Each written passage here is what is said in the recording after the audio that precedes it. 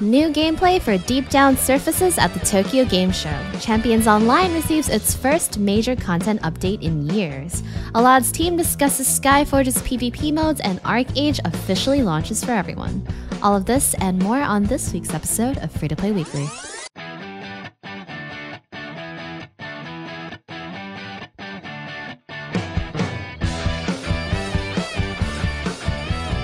This year's Tokyo Game Show, Capcom's latest trailer for Deep Down, the third-person free-to-play dungeon crawler, finally gave us a much more informative look at the PlayStation 4 exclusive free-to-play title. In truth, this is the most we've had the opportunity to see regarding the title from Capcom's online games division since last year's Tokyo Game Show. The 2-minute trailer out of TGS 2014 features both demonstrations of third-person and first-person gameplay. Deep Down takes place in 1494, where you're forced to clear out dungeons as a knight facing up against bloodthirsty monsters, as well as New York far into the future of 2094, where futuristic woes abound. The cooperative clashes with Dark Souls-like creatures looks promising, but there's still no concrete release date for North America, let alone Japan. The trailer ends with a promise for 2015, but we've yet to nail down anything more than that.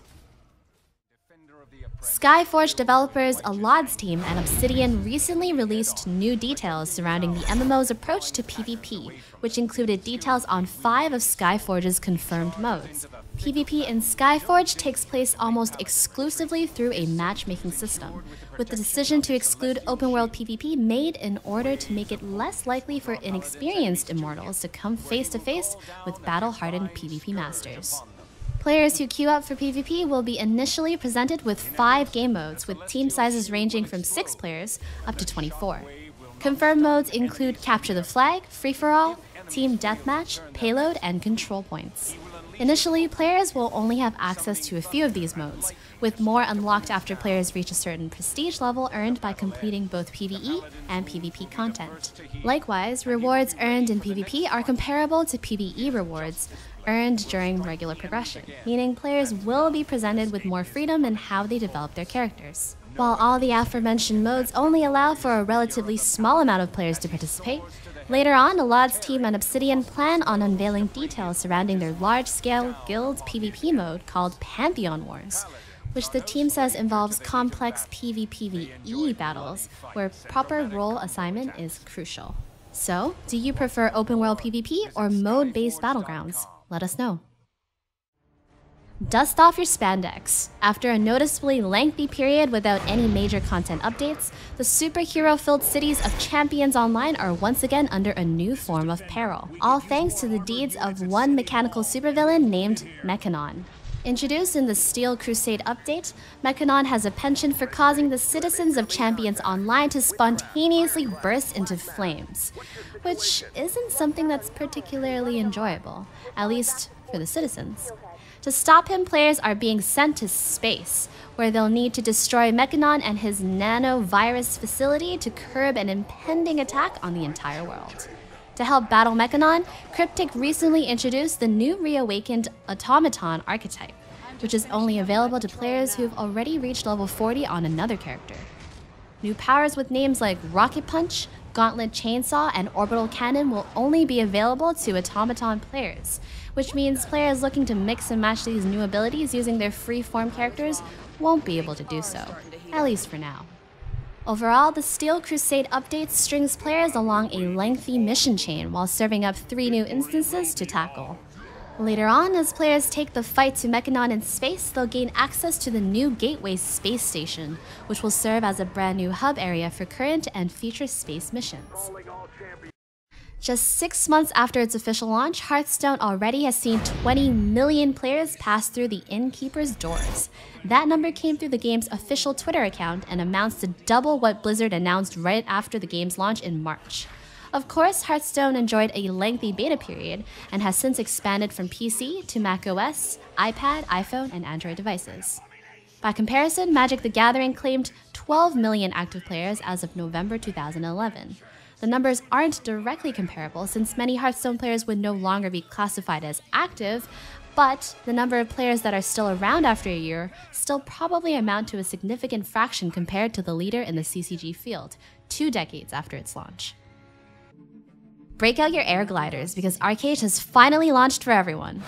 After having a rocky head start for founder members, which saw servers brought to their knees due to DDoS attacks and fervent gamers attempting to log in, Tryon has since recovered and subsequently added new servers ahead of the MMO's launch in anticipation of the usual influx of waiting players. Coinciding with the MMO's full debut, Tryon has released an official launch trailer for ArcheAge, which some of ArcheAge's more emergent gameplay moments. You know, the ones outside of just carrying a trade pack across the 2 continents and the open sea, only to be ganked for your pack upon arrival? A side effect of ArcheAge's PvP-only servers. What's been your initial experience like in QH? ArcheAge.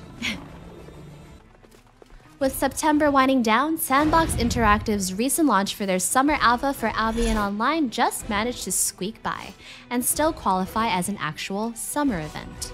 The alpha test for the old-school cross-platform Ultima-inspired Sandbox MMO sees its founders along with lucky alpha key recipients diving into Albion's latest alpha additions, including mounts, guild alliances, player-owned cities, and new castle mechanics. For those who've signed up for the alpha and have yet to receive an invite, Sandbox Interactive is selling Founders Packs, which grant players immediate access to the ongoing alpha for $49.95. Other cheaper packs are available, but only guarantee access to Albion's closed beta. Of course, you can also check out our first impression of Albion Online's alpha test right here on MMOBomb for a detailed look at some of the MMO's crafting features and early PvE gameplay without having to pay anything. And the game of the week is Quake Live. A classic arena shooter, Quake Live offers players the opportunity to engage in one of gaming history's most iconic competitive franchises for free. Recently added to Steam, Quake Live tosses players into over 100 different arenas across 12 game modes. In Quake Live, there are no levels, perks, or kill streak rewards, only pickups. As one of the grandfathers of online FPSs, Quake Live has players skillfully bouncing across maps at high speeds, picking up ammo, health, more powerful weaponry, and armor. Quake Live possesses a range of classic FPS weapons, including the railgun, plasma gun, lightning gun, and of course, the rocket launcher. For those of you who are new to the Quake series, Quake Live offers a new server option including loadouts, which gives players the option to start with a few of Quake Live's more powerful weaponry in an attempt to even the playing field versus veterans. Those who prefer Quake in its classic form can simply join a classic server. So, if you're looking for a fast-paced, no-frills FPS with solid skill-based mechanics, a devoted community, strat tracking, and a multitude of completely free content, then be sure to check out Quake Live. That is going to be all on this week's episode of Free to Play Weekly. Don't forget to like, subscribe, and leave a comment in the comment section below. And be sure to head over to mmobomb.com for more free to play action. Until next time, Natsumii out.